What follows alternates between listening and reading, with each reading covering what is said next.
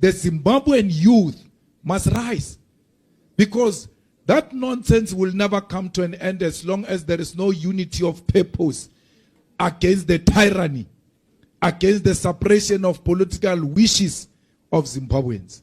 So ourselves at Pan-African Parliament, at the AU, at SADC, we have to have a political will to speak for the people of Zimbabwe. When it comes from us, it will have more weight than when it comes from Europe. Why? Because we're brothers and sisters. They will know it's a friendly fire. But SADC, AU, South Africa, they are failing Zimbabweans because it's a bruise-up. It's friendship. It's brother, leader, brother. When they meet, brother.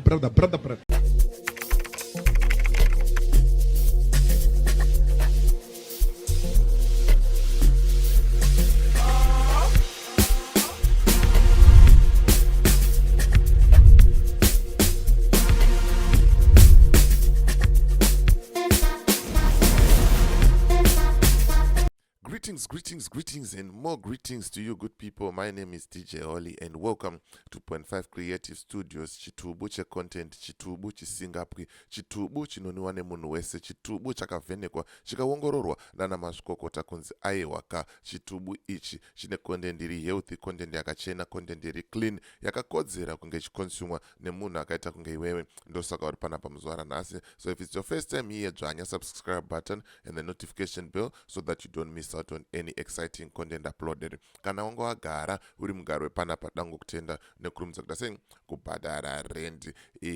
Toramba tine mashoko edu iwayo kuma haters kuti siya comment yako iyoyo yekupenga kuti vanhu vaone kufumuka kwawakaita. Handitika usaregedze kusiya comment, isa comment yako iyoyo tinotoida yakaita sei yakadaro. Handitika so zvamanje manje ndiri kufamba nemashoko akataurwa naJulius Malema, achitaura iye kuti hanzi mayouth emuZimbabwe akasasimuka zvinhu zvinodhakwa. Hapana SADC kana AU kana chii zvichauya kuzobatsira Zimbabwe kunze kwemayouth emuZimbabwe. Hanzi yakaitwa kukinya iyaye ndo inofanira kungoitwa futi chi muZimbabwe. Hameno kuti munozvoonawo sei pamashoko akaita sei akadai so handitika. Saka ndisandapinda munyaya yangu ndikuti kana une business raunaro rauda kushambadzirwa, ndibate namba dzangu ndidzo dziri pascreen idzo. Kana une nyaya yaunayo yakuda kuti ndifambire, ndibate futi pasame number ipapo. Handitika kana wakavharwa mari neumwe munhu nevamwe vanhu asikuda kukupa mari yako, ndibate futi pasame number ipapo ndokusanganisa nevanhu vanoita kuti mari yako idzoke chiripo ripotyo. Handitika ngatisakanganwa gwenzi rePhytomed. Phytomed ndo gwenzi rekuti unofanira kugara unaro mumba zvamanje ndo gwenzi riri kuita sei riri kuita zvinhu. Saka bata nhamba idzo wotaura kuti tabva kuna DJ Holly, tiri kudawo gwenzi. Whether waita musana, waita musoro, mudumbu, mafibroids, zvese zvakawanda, nyongo, zvese haiwa ndo gwenzi riri kushanda. Handitika Phytomed Herbal Solutions ndo vanhu vacho vari kutoita sei varitoita zvinhu zvamanje. Handitika rikatijambire muvhidhiyo tinzwe kuti mukuru Julius Malema vari kutaura kuti chii uyezve zvakamira zvakamira 1-1. Pakashata, pari kupisa. Hanzi mayouth akasasumuka. Zvadhakwa baba, zvadhakiwa. Right, rega tinzwe kuti aufa panapa.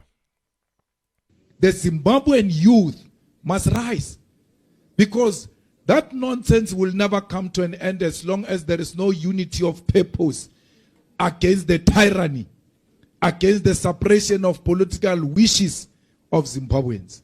So ourselves at Pan-African Parliament, at the AU, at SADC, we have to have a political will to speak for the people of Zimbabwe. When it comes from us, it will have more weight than when it comes from Europe. Why?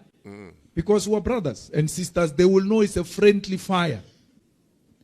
But SADC, AU, South Africa, they are failing Zimbabweans because it's a bruise-up. It's friendship. It's brother, brother, brother, brother, leader, brother, brother. When they meet, brother, brother, brother, brother.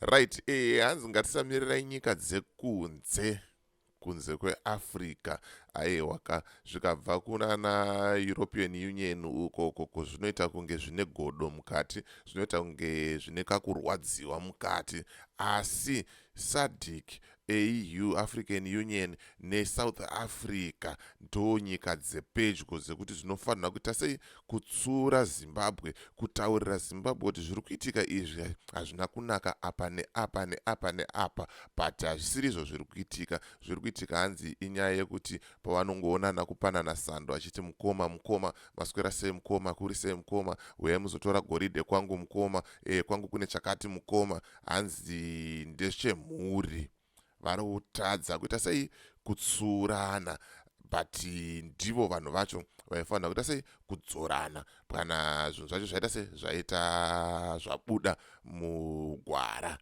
but ivo vari kuita sei vari kuitirana bhudhi. Ei, amashoko makukuto aya amene kuti munomaonawo sei ende munozvinzwawo sei, munozvionawo sei zvinotaurwa naJulius Malema. Isa comment mucomment section wotaurawo mafungiro ako kuti unozvionawo sei zviri kutaurwa naJulius Malema. Zvereka tipfuurire mberi. And then when you ask what is the resolution, no one has taken any resolution. So you need a clear position from SADC which gives the timelines that by this time this should have happened. By right, muri kuzvinzwa zviri kutaurwa hanzi panoda a clear position kuti ripoti yauya yataura kuti elections were not free and fair. By January panofanira kunge paitwa ma-re-election by certain period of time yakadai, so panofanira kunge paitwa zvakati paitwa hurumende yemubatanidzirwa, kana kuti by certain period yakadai, so vanhu vanofanira kunge vagara pasi vataurirana, but izvi hazvisi kuita sei hazvisi kuitika. Hanzi zvakadaro izvozvo hazvisi kuitika nenyaya yekuti inenge ngori bhudhi.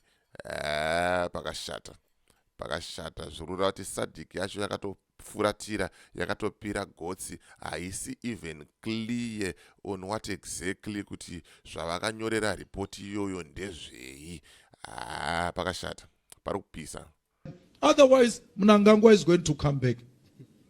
And he's got nothing to offer at all. So, Chiwenga is done. He will not be anything. They used him. Chiwenga is no longer the most powerful military man in Zimbabwe now. They've weakened him. So, only the power of the youth of Zimbabwe can change the political status quo. And the Zimbabweans have to know that we are with them, including Zimbabweans who are here in South Africa.